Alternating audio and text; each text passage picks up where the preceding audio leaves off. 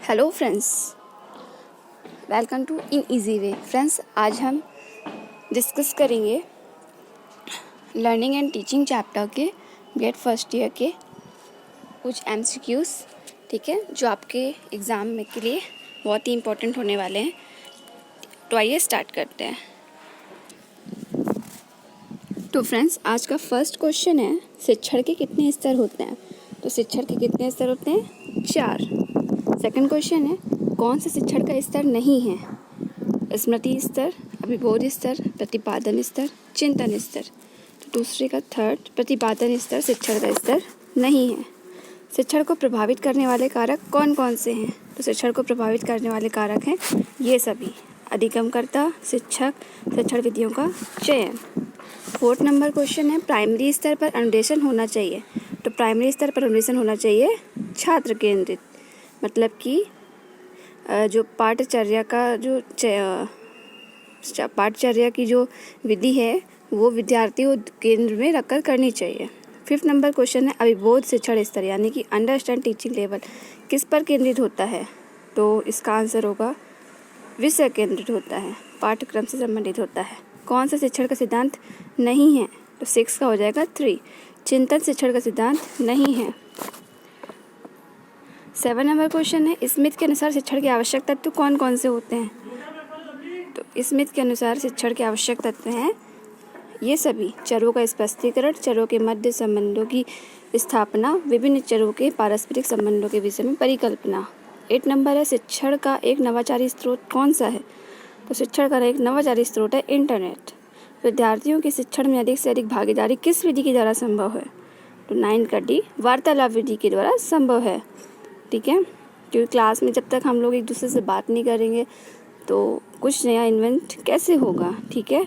तो ऑब्वियसली वार्तालाप विधि अधिक से अधिक भागीदारी विधि के लिए संभव है। अनुदेशन से आपका क्या तात्पर्य है? यह औपचारिक और अनौपचारिक दोनों तरीके का होता है। इसका क्षेत्र बहुत संकीर्ण और सीमित है। यह शिक्षण का एक भाग है। यह आमतौर पर कक्षा तक ही सीमित रहता है। फ्रेंड्स, अनुदेशन होता क्या है एक्चुअली? अनुदेशन होता है कि हम क्लास में हमको एक टॉपिक पढ़ना है, ठीक है, तो उस टॉपिक को उस क्लास में ही क्लियर कर दिया जाएगा। तो ये है शिक्षक और छात्र के बीच अनुदेशन। और जो शिक्षा होती है वो तो जीवन पर्यंत चलती है, वो कहीं पर भी ग्रहण की जा सकती है, लेकिन अनुदेशन केवल कक्षा तक ही सीमित रहता है, ठीक है।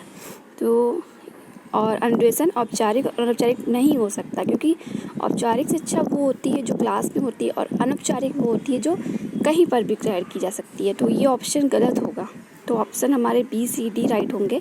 इसका क्षेत्र बहुत संकीर्ण और सीमित है। यह शिक्षा का एक भाग है। यह आमतौर पर कक्षा स्तर की सीमित है। ऑप्शन नंबर बी, सी, डी।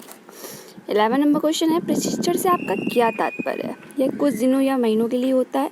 यह केवल प्रशिक्षण संस्थानों में दिया जाता है। इसका पाठ्यक्रम निश्चित होता है। यह सीमित और निश्चित विधियों का प्रयोग करता है। तो प्रशिक्षण से हमारा तात्पर्य है यह कुछ दिनों या महीनों के लिए होता है, ठीक है। प्रशिक्षण मतलब जो हम लोग के कॉलेज में माइक्रो टीचिंग होती है, तो हम लोग कहीं पर जाते हैं प्रशिक्षण देने, उसको भी इसमें इंक्लूड किया जा सकता है। तो यह कुछ दिनों या महीनों के लिए भी होता है। यह केवल प्रशिक्षण संस्थानों में दिया जाता है। ऑफकोर्स हम लोग केवल कॉलेज, स्कूल, कोचिंग में ही जाकर इसको देते हैं, या स्कूल, कॉलेज में। इसका पाठ्यक्रम निश्चित होता है, सिलेबस या सीमित और निश्चित विधियों का प्रयोग करके दिया जाता है। ये भी सही है। Answer is 4, A, B, C, D। Okay friends, ये आपके आंसर्स हैं। ओके, तो फ्रेंड्स, ये हमारे कुछ क्वेश्चंस थे लर्निंग एंड टीचिंग चैप्टर के। इसमें हमने लर्निंग के ही कुछ क्वेश्चंस लिए थे। हम पार्ट 2 में कुछ नेक्स्ट क्वेश्चंस देखेंगे। वो सेशन कैसा लगा कमेंट में बताइएगा और सेशन को लाइक कीजिएगा। मिलते हैं नेक्स्ट वीडियो में। Thank you.